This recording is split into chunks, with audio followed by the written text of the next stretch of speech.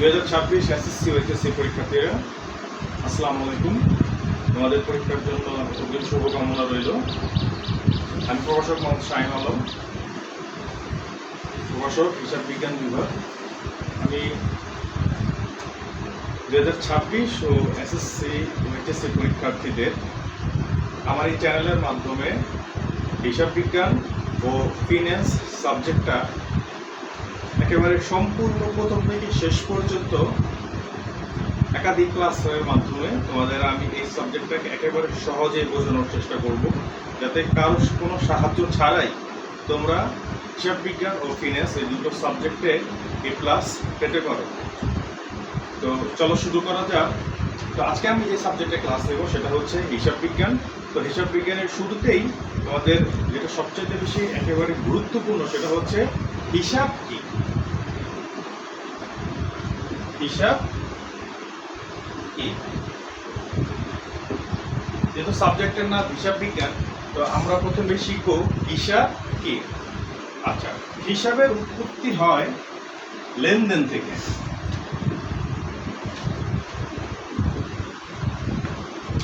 আমরা জানি দুই বা ততোধিক ব্যক্তি বা প্রতিষ্ঠানের মধ্যে যদি কোনো কিছুর আদান প্রদানের দ্বারা উভয়ের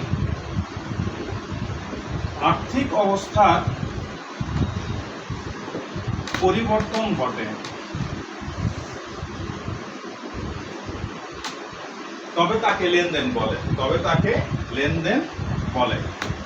মানে ধরো এক্স অ্যান্ড ওয়াই, এই দুটা ব্যক্তিও হতে পারে আবার প্রতিষ্ঠানও হতে পারে।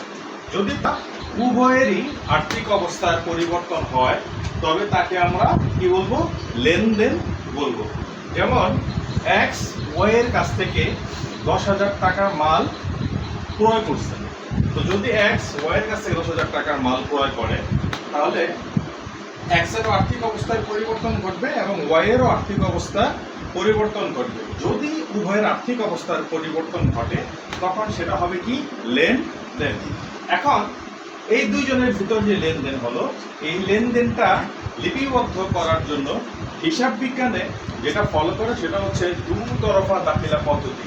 তো এই দুতরফা দাখিলা পদ্ধতি অনুযায়ী একটা পক্ষকে ডেবিট এবং আরেকটা পক্ষকে ক্রেডিট করার মাধ্যমে তো আমরা এই হিসাবটা রাখবো।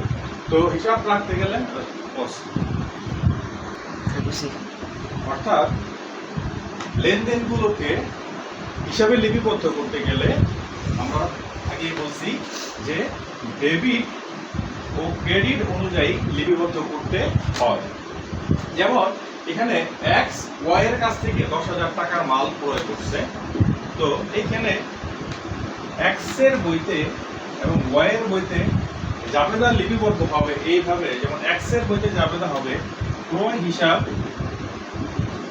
ডেবিট এবং প্রদেয়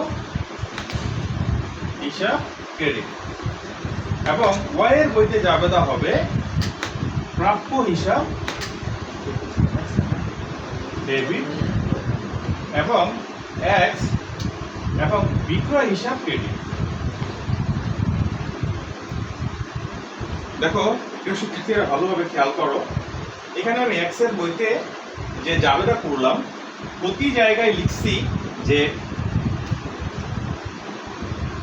ক্রয় হিসাব ডেবিট, প্রদেয় হিসাব ক্রেডিট, প্রাপ্য হিসাব ডেবিট, বিক্রয় হিসাব ক্রেডিট। তো প্রতি জায়গায় আমি লিখতেছি হিসাব হিসাব হিসাব। তার মানে সহজ কথায় বোঝা যায়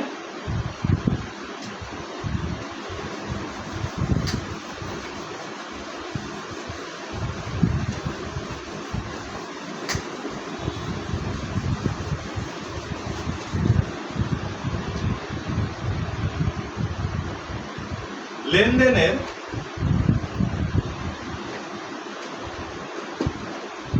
প্রতিটি পক্ষকে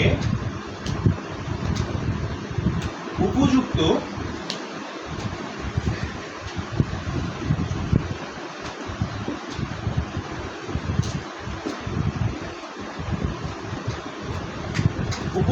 শিরোনামের অধীনে লিপিবদ্ধ করাকেই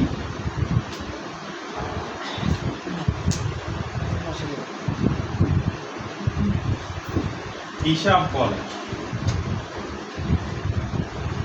বা সহজ ভাষায় লেনদেনের পক্ষগুলোকে, প্রতিটি পক্ষকে এক একটি নাম দিয়ে সেই নাম অনুযায়ী ডেবিট ও ক্রেডিট করার প্রক্রিয়াটাই হচ্ছে হিসাব। মানে একটা পক্ষকে ডেবিট ও একটা পক্ষকে ক্রেডিট করার জন্য যে নামটা দিতে হয়, শব্দ করাকেই